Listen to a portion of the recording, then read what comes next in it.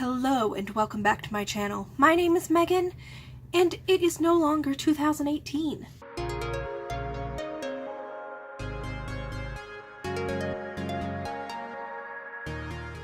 I can't believe it either, honestly. Can anyone believe it? I can't. But now that it is no longer 2018, I can tell you my top 8 books that I read during 2018. Yes, I said 8, not 10. I said 8, not 18, not 10, 8. Why 8? Well, I had planned to do a top 10. Over the course of the year, I wrote down my possible top 10s, and in the end, I only had 8. And I didn't want to go back and look at books I'd read just to fill in those last 2 slots, because there was a reason I didn't put them on my list of nominees, so to speak, of top 10 books that I read during 2018. They didn't make the cut in the beginning, so they don't make the cut now. Cutthroat book world. Paper cutthroat. It's cut. Yes, let's go over the 8 books that did make the cut. I only read 19 books in 2018, which might be like almost the worst I've ever done. Like, it wasn't a great year for reading, folks. Like, it was just like a whole year slump, especially like I don't like reading during the summer a lot. It seems like every year the summer's just like, oh, I'd rather die. This fall was my first college semester, so it just was not happening. These are in order that I read them, I think. No, they're not. They are out of order. Don't know why they're in the order that they are in. They are in no real particular order, I think. The first book on this list is Unearthed by Amie Kaufman and Meagan Spooner, which was a young adult sci-fi novel that I read during August.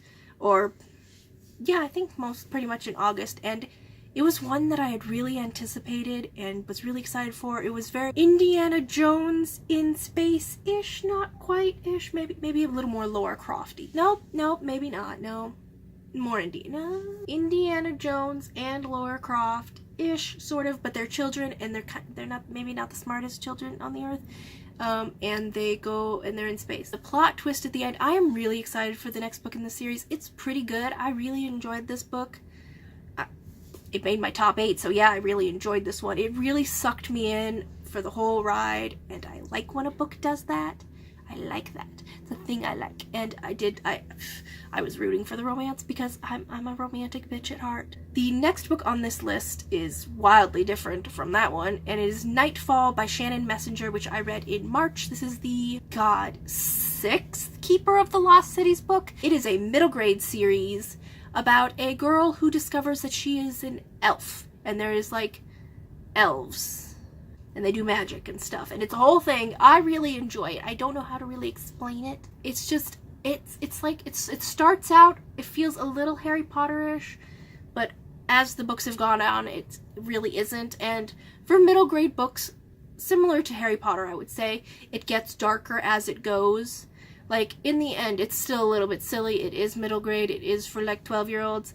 Do I care? No. No, I don't, because I love them. I love this series. This was, like, the 6th book, and I think the next one is already out now. So, why haven't I read it yet? The 3rd book on this list is Simon vs. the Homo-Sapiens Agenda that I read in February, and this was, I think, the first audiobook I ever listened to. My first ever audiobook, and it was a good audiobook to listen to. I really enjoyed listening to this book. Do I really need to explain what Simon vs. the Homo-Sapiens is about? Everyone's read the book. Everyone's seen the movie. I have not seen the movie. Like, it's really good, okay? It's really good stuff. And I read it back in February. I read a book that everyone else read for once. So, number 4 on this list is another middle grade, and this is Shah and the End of Time. Nope. Yes. Shah and the End of Time? Shah and the End of Time by Roshani, which I probably just mispronounced. So this was the first book from the Riordan Presents imprint, which is mythology middle grade books, not by Rick Riordan, but supported by Rick Riordan by a variety of authors. And this first one was about Hindu mythology, which I know crap all about. I learned a lot reading this book, this middle grade book. See, I love Rick Riordan's Percy Jackson and ongoing series, and I have read, before this I had read The Star-Touched Queen. Okay, I had read The Star-Touched Queen by Roshani, so I was really excited to see what she would do in a middle grade space, and it does super have the flavoring of a early Percy Jackson book. Like, Arusha's like 12 years old, and it's just, it's a fun book, okay? It's fun, it's fun. And it made my list, because I enjoy fun. I enjoy fun middle grade. Leave me alone, I'm 26 years old. Maybe I'm 6 years old, we don't know. So the next book on this list is The Goose-Girl by Shannon Hale, which I read in March. The Goose-Girl is the first book of the books of Bayard, I believe they are. There's quartet. I would say that I enjoyed The Goose-Girl more than I enjoyed the subsequent books. I feel like as they went, I enjoyed them less. But I enjoyed the first one so much. Basically, it's about a princess who, her handmaiden takes on her identity, and she has to run off, and she becomes the king's Goose-Girl in this other kingdom. And that's why she's called the Goose-Girl, because she takes care of some geese. And it was a good book. It's another, I would say, it's middle grade, but it sort of teeters on the edge of YA. Some middle grade books just sort of do that. Some death in there, so maybe not. Maybe not the subsequent books. The sixth book on this list was Gemina by J. Kristoff and Amie Kaufman. This was the second Illuminae Files book. And, I mean, there's a reason a lot of people enjoy this series, and I am one of those people who really enjoy this series. It is just really good. It's so good. And I don't know if I liked the main characters of this book as much as I did the ones in the previous book. Like, they're okay, but overall I enjoyed this book enough to put it on my top 8 for sure. And even though I haven't finished Obsidio, which probably would have made it on here too if I had finished it, which I have not finished it. The seventh book on this is Uprooted by Naomi Novik, which I read in January. I believe it was like the second book I read this year-ish, something like that. And oh my god, it was like a whole ass trilogy in one book. So much happened. It was like, it took you on a journey there. The characters at the beginning of the novel, they're completely different at the end. That's what I call development, and you don't often see it, honestly. A lot of times I feel like I don't see like that much development in a character and a plot from beginning to end. Like, there's always a little bit, usually. Sometimes there is not. But this book, wow. It just felt like a whole series, but it was in one book. Kind of blew my mind a bit, and it also hit a lot of tropes that I like, so yes.